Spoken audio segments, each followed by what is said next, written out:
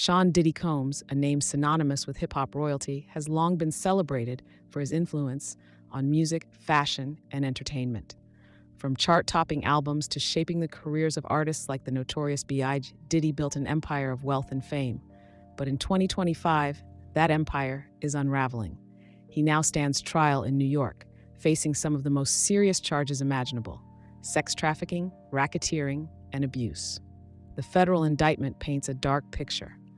According to prosecutors, Diddy ran what they describe as a criminal enterprise stretching back to at least 2004. At the center of it was his control over women models, dancers, artists, even partners. Through manipulation, drugs, and threats, he allegedly created an environment of coercion and exploitation.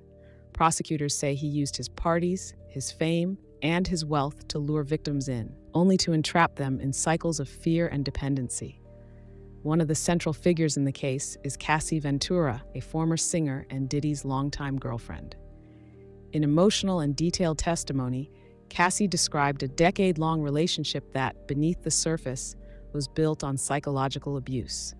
She says Diddy isolated her from friends and family, controlled her career, and subjected her to disturbing and degrading sexual demands.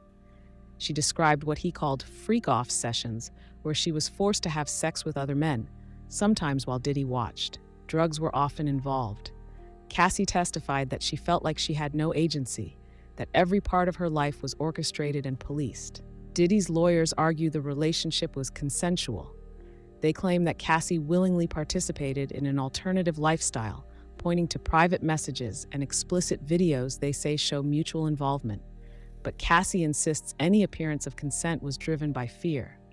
She said she felt unsafe, manipulated, and threatened emotionally and physically. In her words, silence and obedience were the only ways to survive. More witnesses have come forward to support her claims. A former bodyguard recalled seeing Combs physically assault Ventura in a hotel hallway. Another man, a dancer, testified that Diddy paid him to perform sex acts with Cassie. These testimonies aim to show that Diddy's behavior was not limited to one relationship. It was part of a broader pattern. A woman who attended one of Diddy's infamous white parties spoke anonymously, saying she was drugged without her consent and woke up disoriented with no memory of what had happened. Others described similar situations, events that looked glamorous on the outside, but behind the scenes were dangerous and deeply exploitative. According to federal investigators, Diddy used surveillance, private security, and non-disclosure agreements to silence potential accusers and cover up abuse. Victims were often financially dependent on him, isolated from outside help, and fearful of the consequences of speaking out. Some were allegedly threatened with retaliation or blackmail. Over 50 civil lawsuits have been filed against him in recent months, alleging sexual assault, trafficking, harassment, and more.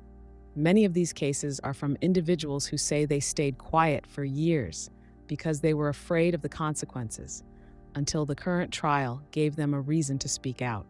Despite the mounting accusations, Combs denies all wrongdoing. He has not been convicted of any crimes and maintains his innocence. His attorneys argue the charges are exaggerated and politically motivated. They say he's being targeted because of his wealth and fame, and that the relationships being described were consensual, even if unconventional. Still, the weight of the allegations has shaken the entertainment world. Diddy has stepped back from several business ventures. Music collaborations have been pulled, brand deals have ended, and industry figures who once praised him are now distancing themselves. The conversation has shifted from his Grammy wins to serious questions about accountability, power, and how abuse can hide in plain sight for years. How celebrity and influence can be used not only to inspire, but to control. It's about the courage it takes to speak out against someone with immense power and the failures of an industry that allowed this behavior to go unchecked. The trial continues, and with it, more stories are expected to surface. Each new witness, each piece of evidence brings us closer to a verdict, but also to a reckoning. No matter how the legal system rules, the cultural impact of this trial will be long-lasting. As the courtroom drama unfolds, the world is watching a man once seen as untouchable face consequences, watching a music empire tremble, watching survivors step into the light, one voice at a time. and ultimately watching to see whether justice can prevail, even at the top.